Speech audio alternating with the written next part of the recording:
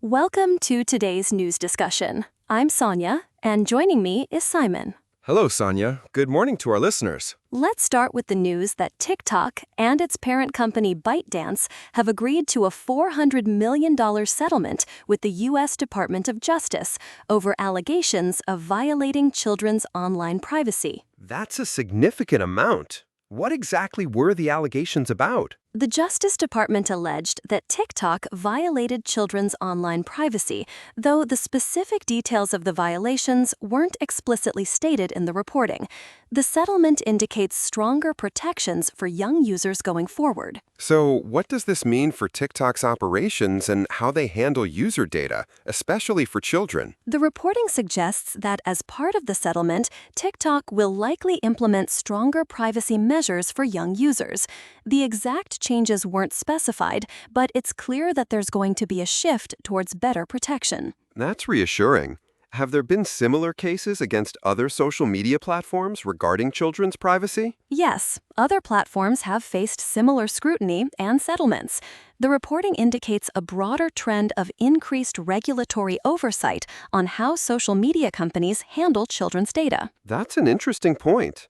Switching gears, there's been a major recall in China involving Tesla and 8 other automakers, affecting 4.3 million vehicles.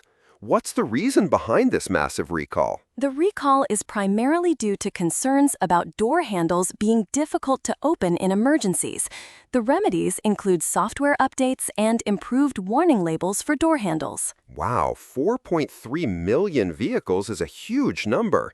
How does this recall compare to others in China's automotive history? According to the reporting, this is China's largest automotive recall to date, highlighting the scale of the issue and the increasing scrutiny of safety defects in the electric vehicle industry. That ties into the global trend of heightened safety standards for EVs. What about the impact on Tesla and the other automakers involved? The reporting indicates that Tesla is recalling nearly 3 million vehicles in China, which includes various models like Model 3, Model Y, Model S, and Model X.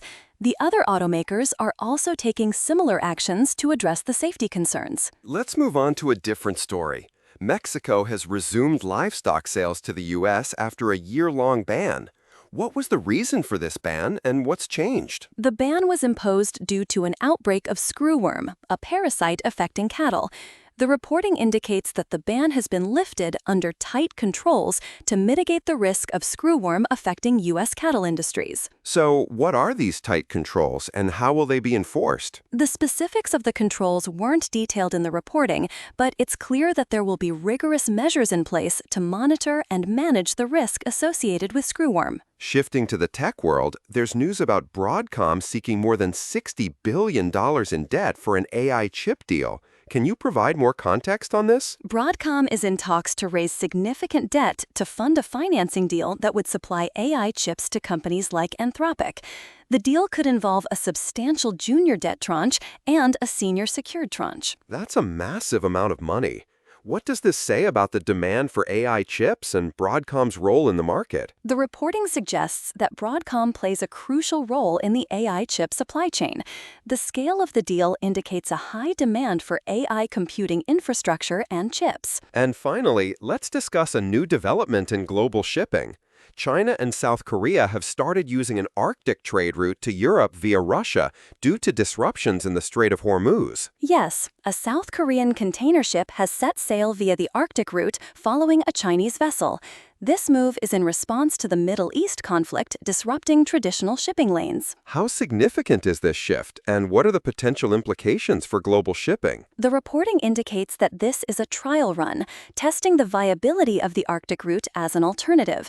If successful, it could provide a shorter and potentially more economical route between Europe and Asia. That's a fascinating development, especially with climate change keeping the Arctic Passage ice-free for longer periods. What are the environmental concerns associated with this new route? Environmental groups have warned that increased shipping through the Arctic could accelerate polar ice melt. There's a delicate balance between exploring new trade routes and mitigating environmental impacts. As we wrap up today's discussion, it's clear that these stories cover a wide range of topics, from tech and automotive to global trade and environmental concerns. Indeed, and they've sparked some interesting conversations.